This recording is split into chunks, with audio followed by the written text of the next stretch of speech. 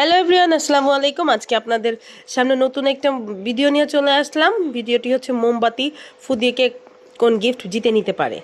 আপনারা অবশ্যই পাশে থাকবেন। তোমার নাম কি? তারপর তোমার নাম, তারপর তোমার নাম।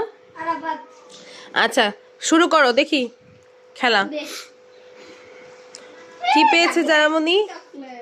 একটা চকলেট পেয়েছে। ওকে, এখন হুসাইন খেলবে। হুসাইন খেলো। হুসাইন পেয়ে গেছে একটা ঢোল। এখন সাকাত ফু দিবে, দেখবো সাকাতের ভাগে কি আছে। ওয়াও, সাকাতের ভাগ্যে আটা আছে।